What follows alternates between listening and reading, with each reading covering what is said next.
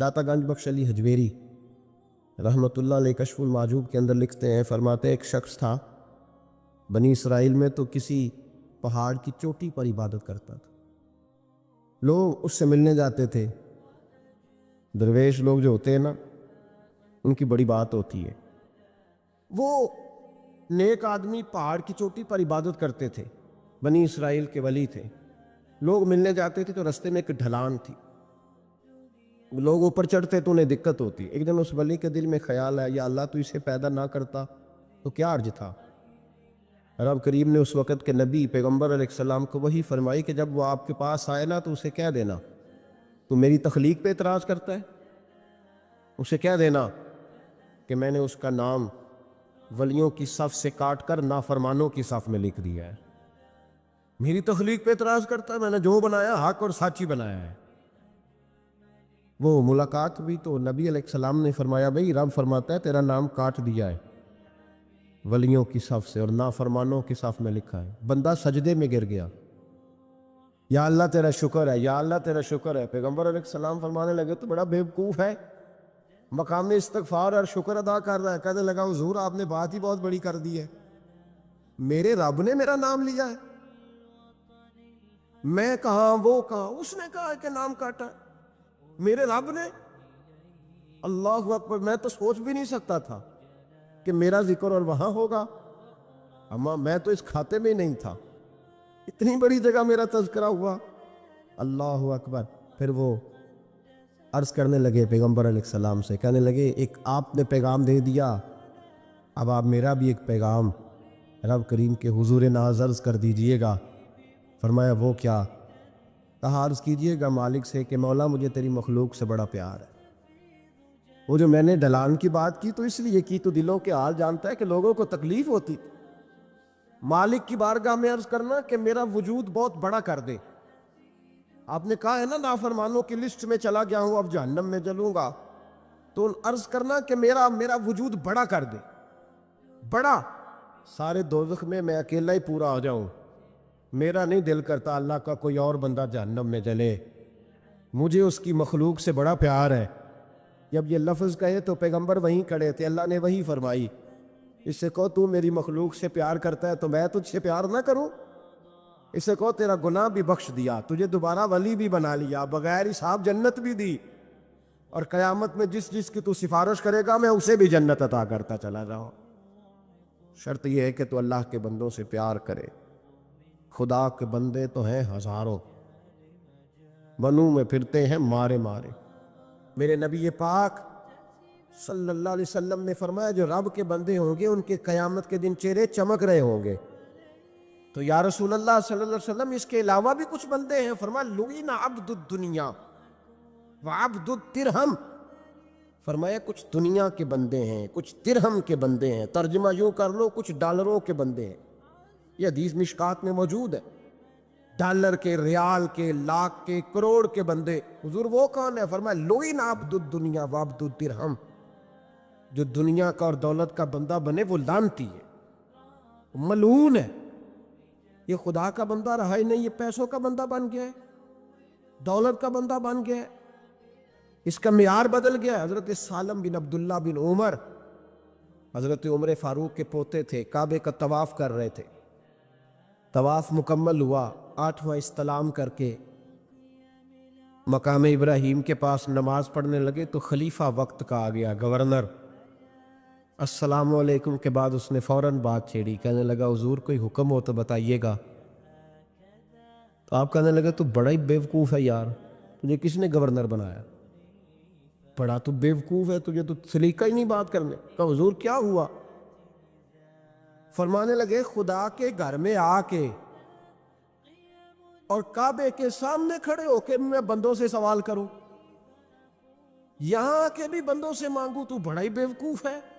سامنے اس کا گھر ہے، سامنے اس کا گھر ہے بیت اللہ اور حجر اسود اور مقام ابراہیم اور مقام ملتزم، اور یہاں بھی میں بندوں سے مانگوں؟ کہتا ہے مجھے بھی کبھی کسی نے ڈانٹا نہیں تھا، میرے بھی پیروں تک پسینہ نکل گیا،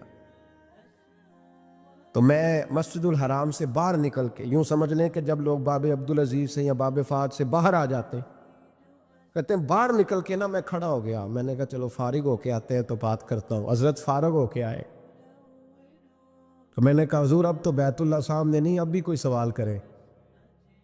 تو فرمانے لگے اچھا ضروری ہے؟ کہا حضور ضروری ہے۔ تو فرمانے لگے چل پہلے بتا، تجھ سے دین مانگوں کہ دنیا مانگوں؟ بول۔ تو کہنے لگا حضور میرے پاس تو دنیا ہی ہے، دین تو آپ کے پاس ہے۔ جب یہ جواب دیا تو حضرت سالم چلنے لگے اور چلتے چلتے فرمانے لگے جا اپنا کام کر، دنیا تو میں نے اس سے کبھی نہیں مانگی جس نے دنیا بنائی ہے، میں نے اس سے نہیں کبھی مانگی، تو تو کیا حیثیت رکھتا ہے؟ میں نے تو اس سے بھی جب بھی مانگا ہے یا اس کا قرب مانگا ہے یا اس کے رسول کی غلامی مانگی ہے، تو اس سے نہیں مانگتا جس نے بنائی ہے، تو کیا دے سکتا ہے؟ تیری کیا حیثیت ہے؟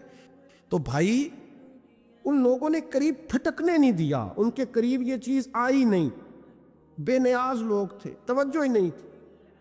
حضرت محبوب سبحانی غوث اعظم شیخ عبد القادر جیلانی رضی اللہ تعالیٰ عنہ، آپ ایک کاروبار بھی کرتے تھے، تو آپ کا کچھ مال آ رہا تھا جہاز کے ذریعے، ایک بندے نے خبر دی کان میں حضور جہاز ڈوب گیا، فرمانے لگے الحمدللہ الحمدللہ۔ ڈوب گیا جناب، یہاں جہاز ڈوب جائے تو بندہ بھی ڈوب جاتا ہے۔ کہتے ہیں صاحب انتقال کر گئے، 10 لاکھ کا نقصان ہو گیا تھا، مال ڈوب گیا پورا جہاز ہی، فرمایا الحمدللہ، اور تم نے جلدی کی خبر دینے میں سبق پڑھا رہا تھا، کیوں مجھے دخل اندازی دی تم نے میرے کام میں، کیوں دخل اندازی کی؟ سب الحمدللہ۔ تھوڑی دیر کے بعد اس نے پھر کان میں کہا حضور وہ غلط خبر تھی، جہاز بچ گیا، فرمانے لگے الحمدللہ۔ پھر شاگردوں سے کہنے لگے میرا چہرہ دیکھ رہے تھے پہلی خبر کے بعد بھی، اس خبر کے بعد بھی؟ کہا حضور دیکھ رہے تھے۔ فرمایا کوئی تبدیلی تو نہیں آئی؟ کہا حضور نہیں۔ فرمانے لگے شکر الحمدللہ، رب نے میرا دل دولت سے نہیں جوڑا، اپنی ذات کے ساتھ جوڑ کے رکھا ہوا ہے، تبدیلی تو نہیں آئی۔ یہاں تو ٹینشن ہی ٹینشن ہے، ڈپریشن ہی اور بات کس کی ٹینشن ہے؟ پیسے کوئی نہیں، دولت کوئی نہیں، کوئی چکر چل جائے نا کبھی، اس سے بھی کبھی پوچھ جس کے پاس ہے وہ تجھ سے زیادہ غریب ہے، اس سے کبھی پوچھ وہ تجھ سے زیادہ آزمائش میں ہے۔ غریب شہر تو فاقوں سے مر گیا، لیکن امیر شہر نے ہیرے سے خودکشی کر لی، اس کو بھی تو پوچھ اس کا کیا حال ہے۔ دانش منداں دا کم نہیں، دل دنیا نہ لانا، اس ووٹی کئی خامد کیتے، تو جو کیتا سو کھانا۔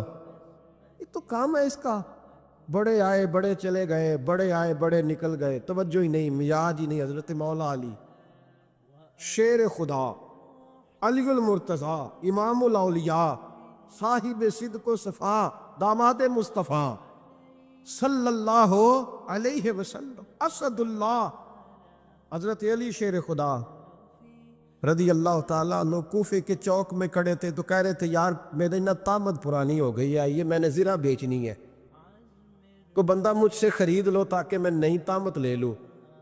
ایک بندہ کان میں کہنے لگا حضور طامت کے پیسے بھی نہیں؟ فرمانے لگے پیسوں کو چھوڑ، علی کا سینہ دیکھ، اللہ نے ایمان کی دولت سے بھرا ہوا ہے، پیسے اہمیت نہیں رکھتے، ان کی وہ اہمیت نہیں جو دنیا نے بنا لی۔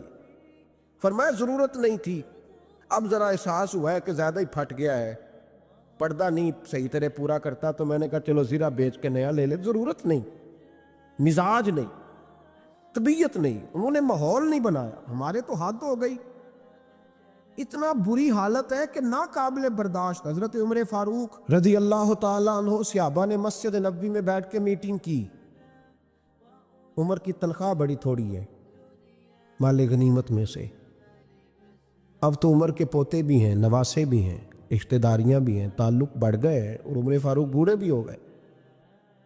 میٹنگ ہوئی مسجد میں، اس طرح کریں کہ عمر کا کچھ تھوڑا سا نا مشاعرہ، کچھ تنخواہ، کچھ خدمت، کچھ وظیفہ بڑھا دیں۔ بات طے ہو گئی، جب مکمل ہو گئی تو کہنے لگے یہ بتاؤ شعر سے بات کس نے کرنی ہے؟ ادھر جائے گا کون؟ پہلے اس کا نام تو بتاؤ، وہاں جائے گا کون؟ تو انہوں نے کہا یہ تو ہم نے سوچا ہی نہیں، بات تو بڑی تگڑی ہے، عمر سے کون بات کرے گا؟ یہاں جتنا مرضی تگڑا پیر ہو، آپ نذرانہ لے کے جائے، مسئلہ ہی کوئی نہیں۔ ابھی کسی کو کہنا پڑا ہے تو کہتے ہیں جناب کون بات کرے گا؟ تو ایک صحابی کہنے لگے کہ حضرت عمر رضی اللہ تعالیٰ عنہ کی جو صاحبزادی ہے نا حضرت حفصہ رضی اللہ تعالیٰ، وہ ام المومنین بھی ہے، حضور علیہ السلام کی زوجہ ہے، مومنوں کی ماں ہے، ان سے کہتے ہیں، اور ان کے والد بھی ہیں۔ تو حضرت حفصہ سے کہا تو جناب حفصہ چل کے گئیں حضرت عمر کے پاس، جا کے کہا ابا جی ایک بات کرنی تھی۔ انہوں نے کہا بیٹے کرو، تو ان کو بھی پتا تھا نا جاہو جلال کا۔ کہنے لگے ابا جی مسجد نبوی میں صحابہ کی میٹنگ ہوئی ہے،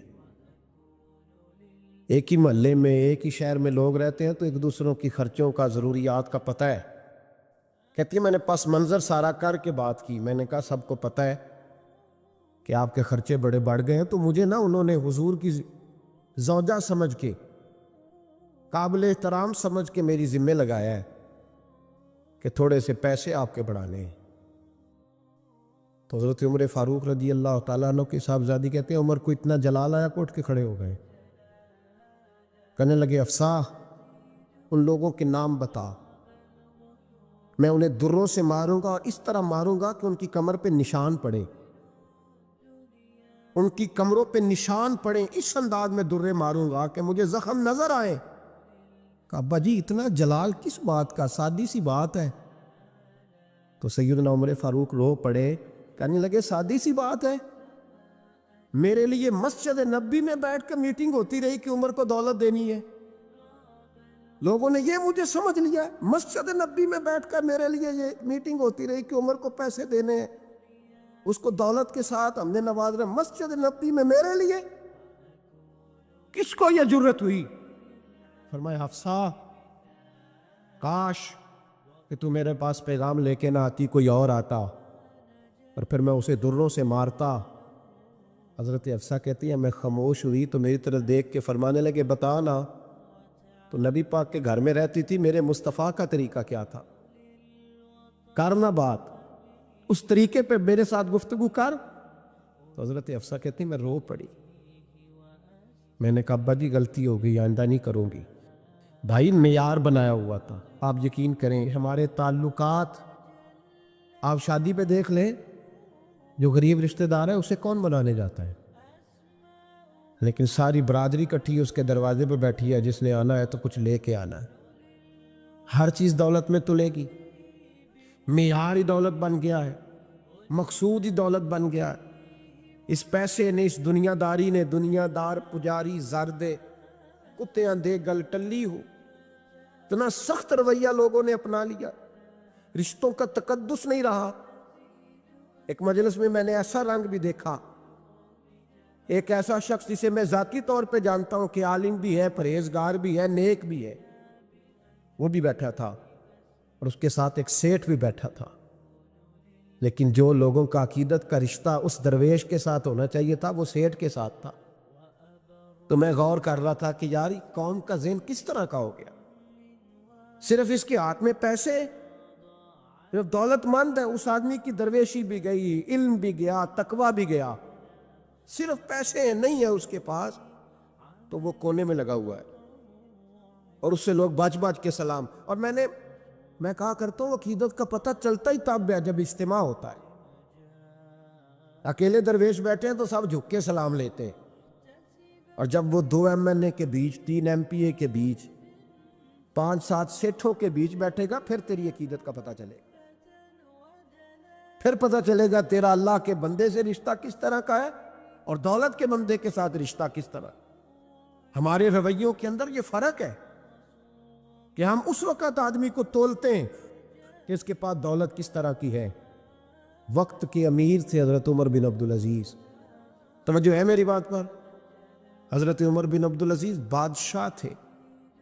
اب ہم لوگوں نے بھی بچوں کا بہانہ لگایا ہوا ہے نا، بازی وہ میں چاہتا ہوں بچوں کا کچھ بن جائے، تو بچے بالغ ہو گئے ہیں تو کرانا رجسٹریاں ان کے نام، فارغ ہو جاؤ، آ جاؤ مسجد میں چھوڑو، لیکن پھر بھی کنجیاں دینے کو دل نہیں کرتا، پھر بھی بابا جی کی پیالیوں سے مرنے کے بعد پیسے نکلتے ہیں، پھر بھی ان کے تکیے کے بیچ سے بھی کچھ وہ نوٹ نکل آتے ہیں جو اب چلتے بھی نہیں، گزر گیا زمانہ، یہ لگتے ہی نہیں۔ بزرگ ناراض نہ ہو جائے، لیکن جو بات کر رہا ہوں بہرحال اس کے پیچھے کچھ پس منظر ہے، یہ بھی بہانہ ہے۔ بینک بیلنس اپنے نام، زمین جائیداد ساری اپنے نام، اور کمائی کس کے لیے کر رہا ہے؟ بچوں کے لیے۔ نام کس کا لے رہا ہے؟ بچوں کا۔ یہ کس طرح کا بچوں؟ بہانہ نہ لگاؤ، صاف کہو کہ اپنے لیے کما رہا ہوں، صاف کہو۔ کیوں بچوں کا نام لیتے ہو جب ہر چیز کی کنجی تو رکھی ہوئی ہے باندھ کے اپنے ساتھ؟ حضرت عمر بن عبدالعزیز بادشاہ تھے، آواز دی گھر میں بیٹھے، بیٹی پانی کا پیالہ تو لاؤ۔ بیٹی خاموش ہو گئی، ساتھ والا کمرہ بیٹی کا۔ پھر آواز دی، بیٹے سن رہی ہو؟ کہ ابا جی سن رہی ہوں، پانی کا پیالہ دینا۔ بیٹی خاموش ہو گئی۔ تیسری آواز دی تو زوجہ پانی لے کے آ گئی۔ میں کہا حضور پانی۔ حضرت عمر بن عبدالعزیز کو غصہ آیا، کہنے لگے بچے کس لیے ہیں؟ وہ خود کیوں نہیں آئی؟ اب وہ اتنی نافرمان ہو گئی ہے کہ ایک پیالہ پانی کا باپ کو نہیں دے سکتی، کیوں نہیں آئی؟ تو زوجہ کہنے لگی چلیں درگزر کریں۔ اس نے کہا ہے ابا کو نہیں بتانا، پی لے۔ کیوں نہیں بتانا؟ بتاؤ کیوں نہیں آئی؟ میں نے اس کو پکارا تھا، تمہیں پکارتا تو تم آتی، تمہیں بتانا پڑے گا۔ جب بات ذرا آگے بڑھی تو ماں تھی نا، بات بیٹی کی تھی، تو اماں رو پڑی، آنکھوں میں آنسو آئے۔ کہا کیوں روئی ہو؟ کہنے لگی بیٹی کا پاجامہ پھٹ گیا، دوسرا ہے نہیں، اور آپ لے کے بھی نہیں دیتے۔ کمرے میں بیٹھ کے تو پاجامہ سی رہی ہے، تو کہہ رہی تھی ابا کو بتانا نا، انہیں تکلیف ہوگی۔ تو وہ اس کے پاس دوسرا ہوتا تو آ جاتی، ایک ہی تھا، تو اس لیے نہیں آئی۔ حضرت عمر بن عبدالعزیز اٹھے، سر سجدے میں رکھا، کہنے لگے یا اللہ تیرا شکر ہے، تو نے میرے بچوں کو بقدر ضرورت روزی عطا فرمائی ہے۔ یا اللہ تیرا شکر ہے۔ ایک روایت میں نے پڑھی، کلیجہ منہ کو آیا۔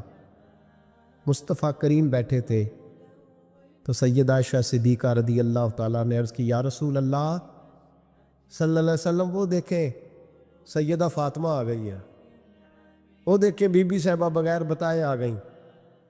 حضرت فاطمہ الزہرا آئی تو حضور نے فرمایا فاطمہ بغیر اطلاع کے؟ حضور چھوٹا سا کام تھا۔ کیسے آئی ہو؟ تو بی بی صاحبہ نے نا، عورتوں کا پلو ہوتا ہے نا چادر کا، پلو کھولا تو ایک روٹی بندھی ہوئی تھی، ایک روٹی چادر میں۔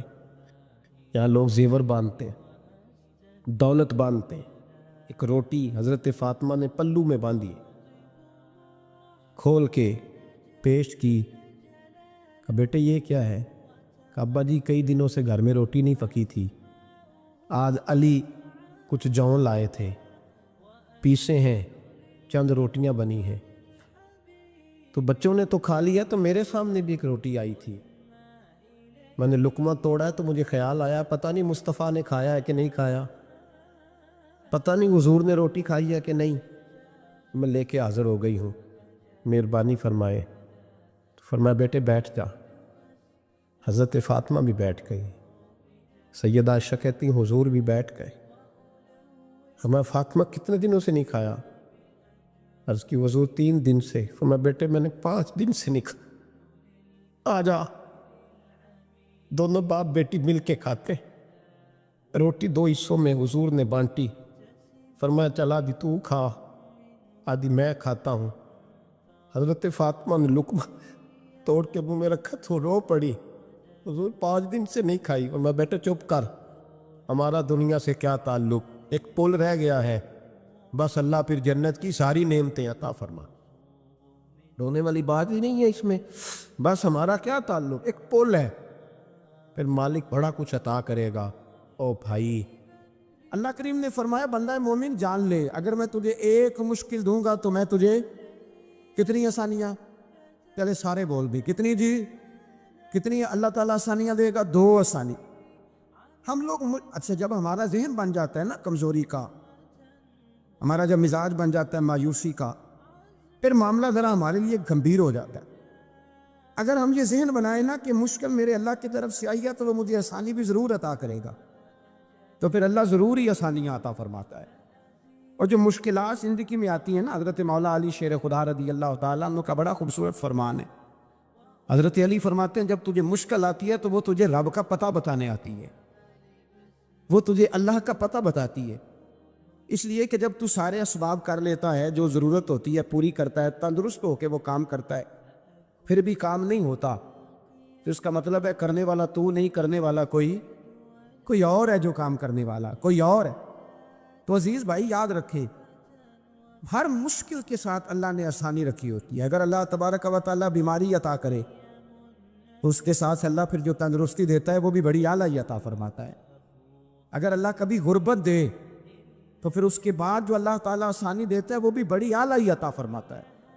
اگر کہیں سے آپ کو دکھ ملتے ہیں تو پھر جب سکھوں کا وقت آتا ہے تو پھر گنے نہیں جاتے۔ یاد رکھ، مشکلات کے پہلو میں آسانیاں ہوتی ہیں، اور جس آدمی کو مشکل آتی نہیں، میرے نبی کریم سید عالم صلی اللہ علیہ وسلم نے فرمایا مومن کو جو مشکل بھی آتی ہے اللہ اس کی برکت سے اس کے گناہوں کو معاف فرما دیتا ہے، اللہ اس کی برکت سے اس کے گناہوں کو معاف کرتا ہے۔ یہاں تک کہ حضور نے فرمایا میرے مومن کو کانٹا بھی چبھے تو اللہ تعالیٰ اس کی مشکل کو آسان فرما دیتا ہے۔ دو بزرگ بیٹھے تھے، ایک حضرت احمد رحمت اللہ علیہ اور ایک حضرت شرف الدین منیری رحمت اللہ علیہ۔ تو حضرت شرف الدین منیری کہنے لگے کہ دوست اصل میں وہ ہوتا ہے جو دوست کی طرف سے آنے والی تکلیف پر صبر کرے، جو اللہ کی طرف سے آنے والی تکلیف پہ صبر کرے وہ اللہ کا محبوب ہوتا ہے۔ تو حضرت احمد ہی فرمانے لگے نہیں، مجھے تیری بات کی سمجھ کوئی نہیں آئی ہے، صبر کرے وہ اللہ کا دوست ہے، مصیبت پہ صبر کرے۔ تو کہا جناب پھر اگر نہیں سمجھ آئی تو آپ بتا دیں اللہ کا دوست کون ہے؟ تو آپ فرمانے لگے جو محبوب کی طرف سے آنے والی مصیبت کو اس کا تحفہ سمجھ کے قبول کرے وہ اصل دوست ہوتا ہے، اس کا تحفہ سمجھ کے قبول کرے، اپنے رب کا تحفہ سمجھے، مالک کا تحفہ سمجھے کہ اس نے مجھے تحفہ دیا ہے، مجھے کسی مشکل میں ڈالا ہے۔ تو رب کریم بلا مثال و بلا تشبیہ سمجھانے کے لیے اللہ جب کسی کو مشکل میں ڈالتا ہے، کافروں کو تو اس نے موجیں کرائی ہوئی ہے، بڑی بڑی سہولتیں دی ہوئی ہے، مشکل میں ڈب بھی ڈالتا ہے، اپنے نیک بندوں کو ہی ڈالتا ہے۔ نمرود اور فرعون کے پیروں میں کانٹا بھی نہیں چبھتا، ان کو تکلیف نہیں آتی۔ تکلیف کسے آتی تھی؟ اللہ کے نیک بندوں کو تکلیف آتی تھی۔ حضرت رابعہ بصریہ جب تک زندہ رہی تب تک بیمار رہی، جس دن طبیعت ٹھیک ہوتی تو کہتی اے اللہ تو کہیں مجھ سے ناراض تو نہیں ہو گیا، تو کہیں ناراض تو نہیں مولا جب تو مجھے تکلیف دیتا ہے تو میں رو کے تیری عبادت کرتی، جب مجھے دکھ ہوتے ہیں تو میں سجدے میں تڑپتی، اور خدا بندہ اب تو میں سکھی ہوں، موج میں ہوں، مجھے رونا ہی نہیں آ رہا، تو خدا بندہ تو کہیں ناراض تو نہیں ہو گیا مجھ سے؟ دکھ تو اچھے ہوتے ہیں، دکھ تو پیارے ہوتے ہیں، اور دکھوں کے بعد جو اللہ آسانی دیتا ہے اس آسانی کا پھر کیا ہی کہنا۔ اس حضرت ایوب علی نبینا علیہ الصلوۃ والسلام بیمار رہے، 60 سال اللہ نے تندرستی دی۔ کتنے سال بولے؟ 60 سال، غور کرنا بات پر، 60 سال علیل رہے، پھر بیمار ہو گئے، 18 سال ہو گئے بیمار ہوئے۔ زوجہ کہنے لگی دعا کر لیں آپ کو اللہ صحت دے دے۔ ہمیں اگر کوئی بندہ پوچھ لینا کہ بھائی کبھی کوئی خاص بات تو سناؤ، تو ہم جو ساری زندگی سکھ کے ساتھ سوئے ہوتے ہیں وہ بات نہیں سناتے، وہ جو ایک رات درد سے نیند نہیں آتی اس رات کا قصہ سناتے ہیں، کہتے ہیں وہ میرے الٹے دانت میں درد تھا تو میں ساری رات سو نہیں سکا۔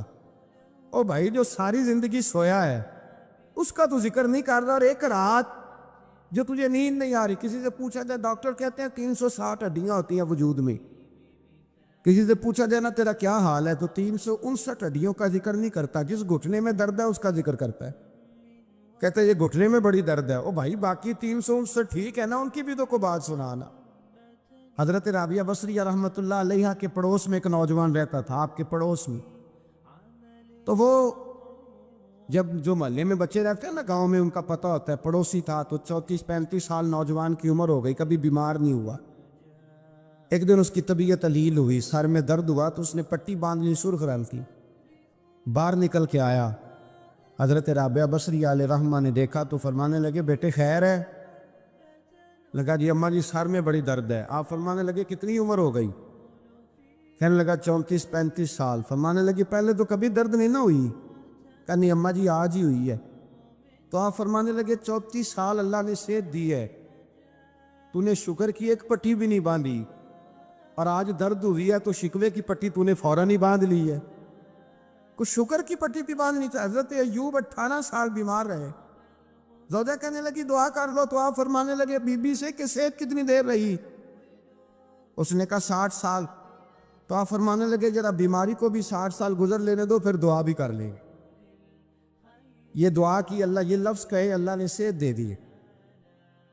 تندرستی آ گئی. ایک دن گھر میں بیٹھے بیٹھے زوجہ کہنے لگی کہ ایوب یہ بتاؤ دکھ اچھے کہ سکھ؟ آپ فرمانے لگے سارے دن ہی اللہ کے ہیں, پر دکھ بڑے اچھے تھے. مجھ سے پوچھو تو دکھ بڑے اچھے تھے. کہا کس طرح؟ تو حضرت ایوب فرمانے لگے جب میں بیمار تھا تو 24 گھنٹے میں ایک دفعہ میرا رب میرا حال پوچھا کرتا تھا.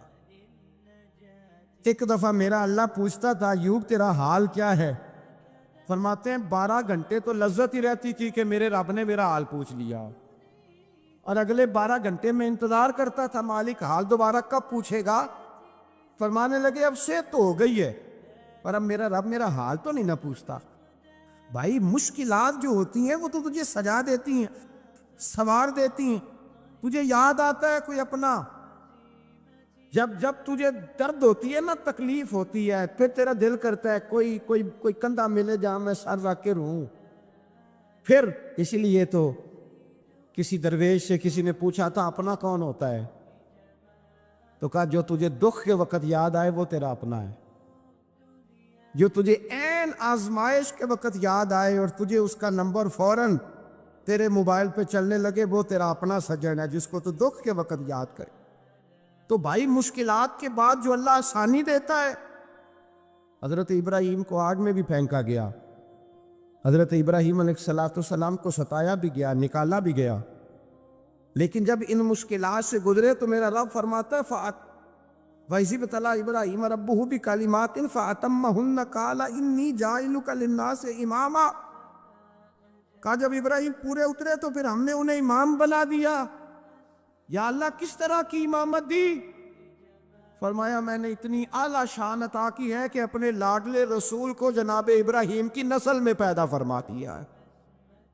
میں نے مصطفیٰ کو ان کی نسل میں پیدا کر دیا, قیامت تک کے لیے ان کا وقار بڑھا دیا. اللہم صلی علی محمد وعلی آل محمد کما صلیت علی ابراہیم وعلی آل ابراہیم.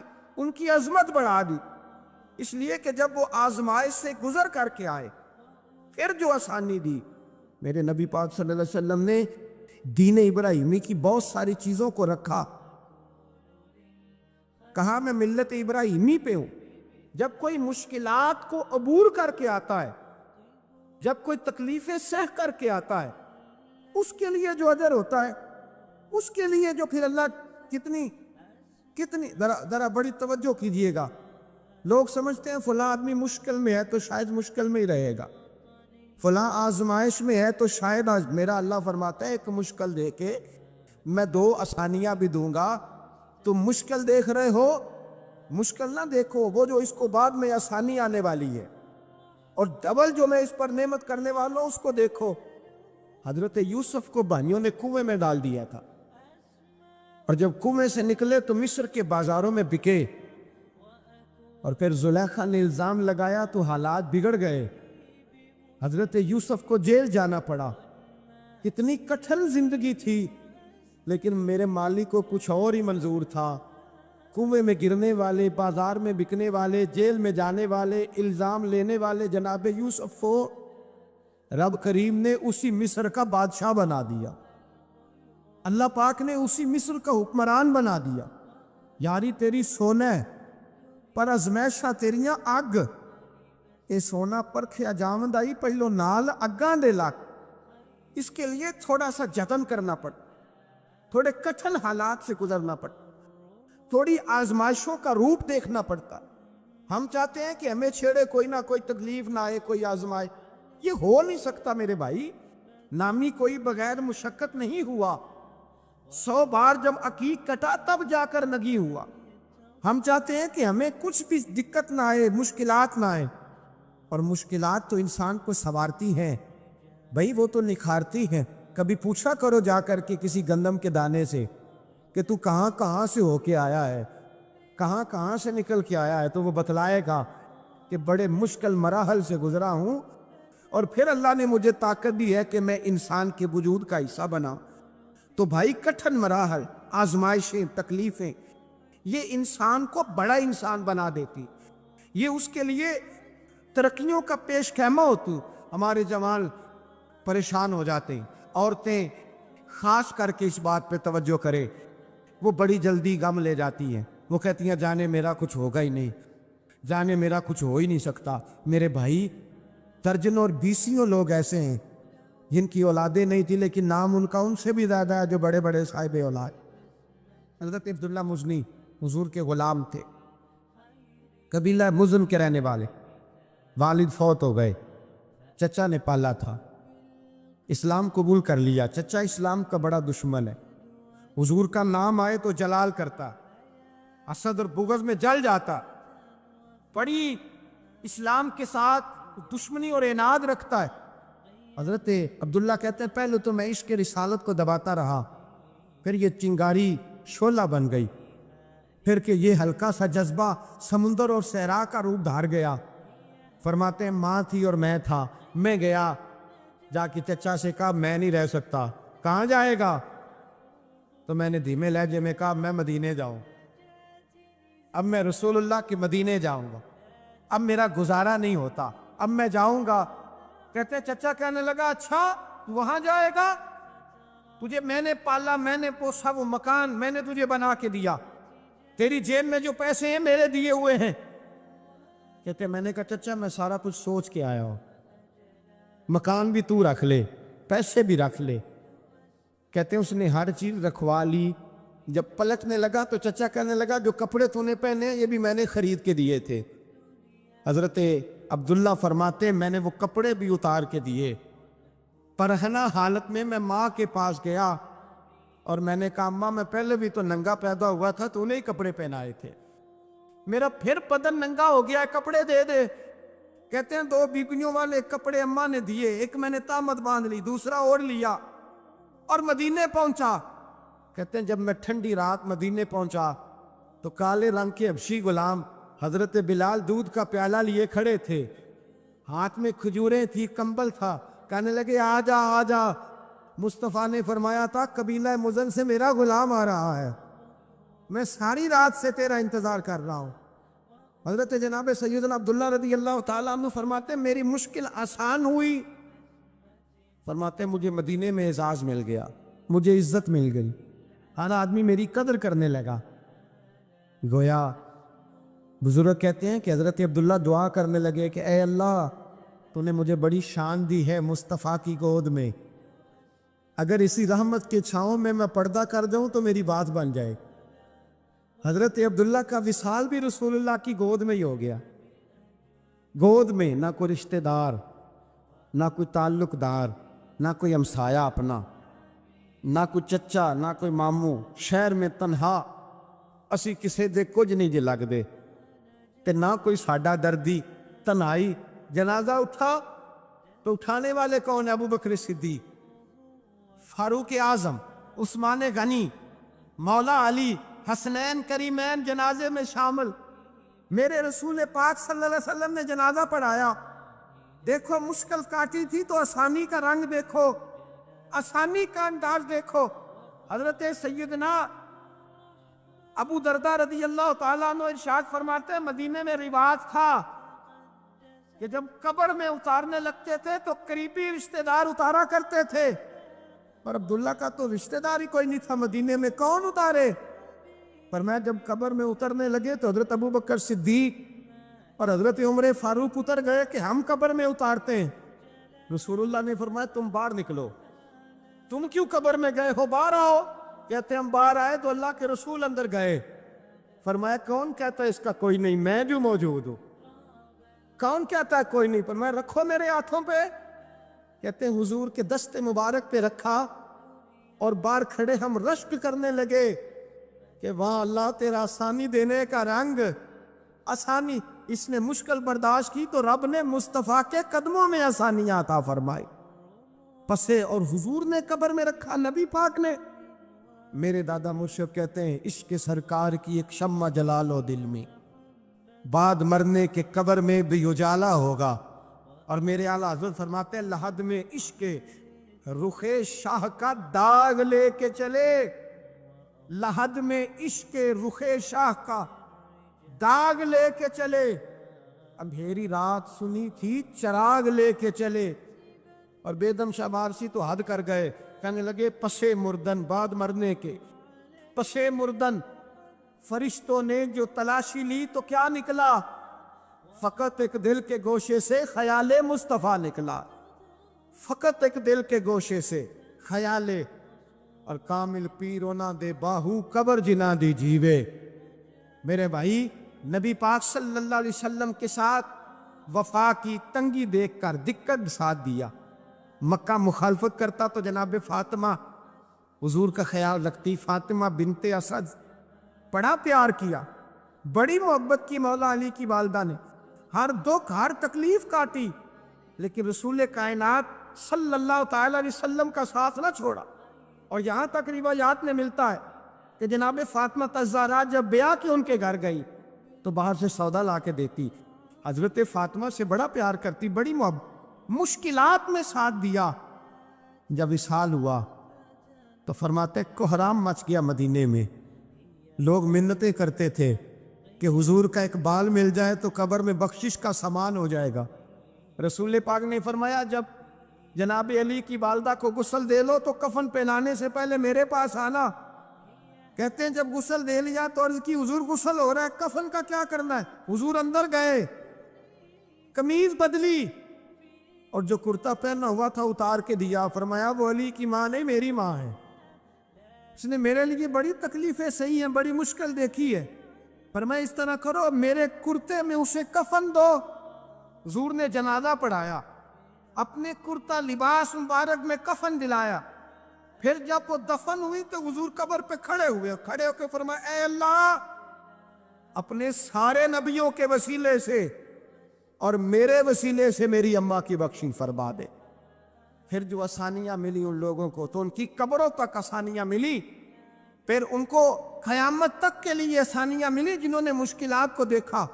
اور بھائی جو سوئے رہے، جو آرام کرتے رہے، جنہوں نے مناسب ہی نہ سمجھا کوئی کٹھن مرحلہ طے کرنا، جنہوں نے کہا نا نا نا نا ہم تو سکھ کے ساتھی ہیں، ہم تو سکون کے ساتھی ہیں، بھائی ہم تو سلوٹ کے ساتھی ہیں، جب موجے لگے گی تو دوڑ کے پہنچیں گے، کہیں گے ہمارا بھی تعلق بنتا ہے، ہماری بھی رشتہ داری ہوتی ہے، ہمارے بھی رابطے ہوتے ہیں، پھر دوڑ کر کے پہنچیں گے۔ اصل ساتھی وہ ہوتا ہے جو دکھ کا ساتھی ہو، آزمائش کا ساتھی،